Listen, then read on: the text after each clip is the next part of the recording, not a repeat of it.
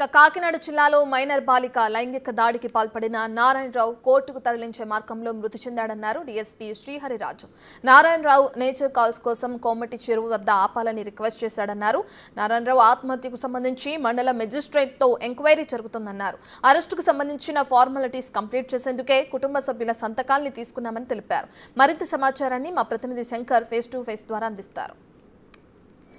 తుని నియోజకవర్గం ఏదైతే బాలికపై అత్యాచారానికి పాల్పడిన నారాయణరావుకి ఇప్పటికే పోక్సో చట్టం కింద కేసు నమోదు చేసి నిందితుడిని కోర్టుకి తరలిస్తున్న సమయంలో అయితే ఆత్మహత్యకి పాల్పడినట్టు చెప్తున్నారు. అయితే కొమ్మటి చెరువులో దూకి ఆత్మహత్య చేసుకున్నాడు. ప్రస్తుతం డీఎస్పీ మనతో ఉన్నారు, మాట్లాడే ప్రయత్నం చేద్దాం. సార్ చెప్పండి, అసలు ఏ సమయంలో కోర్టుకి తరలిస్తున్నారు, అసలు ఏం జరిగింది?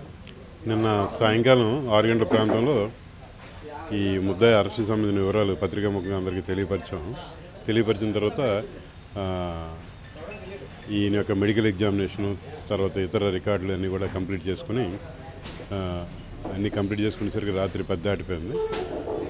స్థానిక కోర్టు కూడా ఇలా ఎస్కార్ట్ తీసుకొస్తున్నామని చెప్పి తెలియపరిచి మా కోర్టు కానిస్టేబుల్ కూడా కోర్టుకు పంపించి ఎస్కార్ట్ ఇచ్చి పంపించిన తర్వాత వీళ్ళు వెళ్ళేటప్పుడు మార్గ మధ్యంలో కోమటి చెరువు దగ్గర ఈ నిందితుడు ఈ కేసులో ఎవరైతే ఉన్నారో ఆయన నేచురల్ కాల్స్ నిమిత్తం రిక్వెస్ట్ చేయడం, ఆ రిక్వెస్ట్ని మన్నించి మన వాళ్ళు అవకాశం ఇచ్చినప్పుడు ఆ చెరువు సమీపంలో ఆయన అటెండ్ అవుతుండగా ఆ టైంలో వర్షం కారణంగా అలాగే లైటింగ్ సరిగా లేకపోవడం వల్ల అతను కనిపించకపోతే ఈయన మిస్ అయినట్టుగా మన వాళ్ళు భావించారు. తర్వాత ఒక కొద్దిసేపు వాళ్ళు వెతికిన తర్వాత నాకు టౌన్ సీ గారికి రోల్ సీ గారికి ఇన్ఫర్మేషన్ ఇచ్చారు.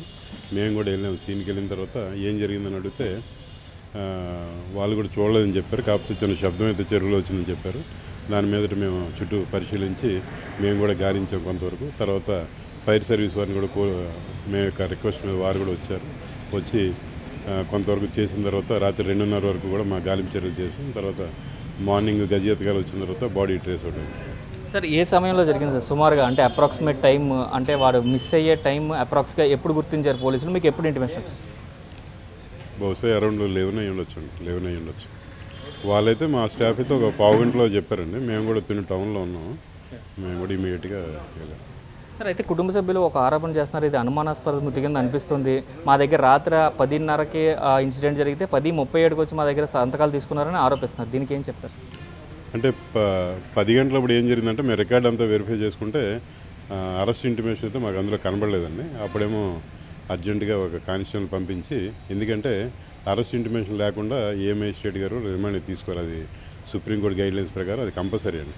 అరెస్ట్ ఎవరో తెలియపరచాలి. ఆయనేమో నాకెందుకు ఇస్తున్నారు, నేను మా నాన్న సంబంధం లేకుండా ఉన్న ఆ విషయం నిన్న చెప్పాం కదా అని అన్నారు. బాబు సంబంధం ఉందా లేదని కాదు, మీకు ఆ విషయం తెలియపరుస్తున్నామంటే ఆయన కూడా రాత్రి కన్విన్స్ ఆయన తీసుకున్న తర్వాత ఆ డాక్యుమెంట్ కలిపే అప్పుడు కోర్టుకు పంపించడం జరిగిందండి. ఎందుకంటే అరెస్ట్ ఇంటిమేషన్ కూడా one of the important record కోర్టుకు పంపేటప్పుడు. సార్ అంటే బయట వస్తున్న కథనాల ప్రకారం 10:30 సమయంలో జరిగిందని చెప్తున్నారు. అయితే కుటుంబ సభ్యులు చెప్తుంది ఏంటంటే, మా దగ్గర జరిగినప్పుడే అది ఆయన చనిపోయారని, ఆత్మహత్య పాల్పడ్డారని స్టేట్మెంట్ తీసుకోవచ్చు కదా, ఎందుకు పోలీసులు మా దగ్గర అరెస్ట్కి సంబంధించింది మాత్రమే తీసుకున్నారని వాళ్ళు ప్రశ్నిస్తున్నారు సార్. దానికి ఏం చెప్తారు? కోర్టుకి రిమాండ్ పంపేటప్పుడు మీకు ఆల్రెడీ క్లియర్ చేశాను. రిమాండ్ పంపేటప్పుడు కోర్టు రికార్డులో అరెస్ట్ ఇంటిమేషన్ ఉండాలి. అరెస్ట్ ఇంటిమేషన్ అది మాకు కనబడలేదు కాబట్టి వెంటనే ఆ అరెస్ట్ ఇంటిమేషన్ చేసి ఆ డాక్యుమెంట్ వచ్చిన తర్వాత అప్పుడు కోర్టుకి బయలుదేరాం. స్టేషన్ సంతకం సేకరించిన తర్వాత పంపించామని చెప్తున్నాను. ఎందుకంటే స్టేషన్ రికార్డులో కూడా కెమెరాలు ఉన్నాయి. ఆ కెమెరాలు కూడా ఆ విషయం అంతా కూడా ధృవీకరించబడుతుంది. సార్ ఇప్పుడు అంటే బాడీ ఫైండ్ అవుట్ అయిన విధానం చూసుకున్నట్లయితే అతను చేతులు పైకి ఎత్తి ఉండడం, అంటే సుమారుగా అతను దొరికిన ఏరియా, అంటే దూకిన ఏరియాకి ఎంత డిస్టెన్స్ ఉండదు సార్?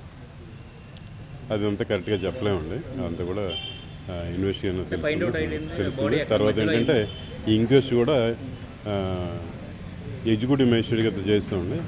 స్థానిక ఎంఆర్ఓ గారు కానీ ఆర్డీఓ గారు కానీ చేస్తారు. వారి అన్ని విషయాలు పరిశీలించి వారు ఆ రిపోర్ట్లో పొందుపరుస్తారు. ఇది చూసుకున్నట్లయితే ఏదైతే అరెస్ట్కి సంబంధించిన ఒక డాక్యుమెంట్కి ఏదైతే మిస్ అయిందో దానికోసం మాత్రమే సంతకాన్ని సేకరించాం.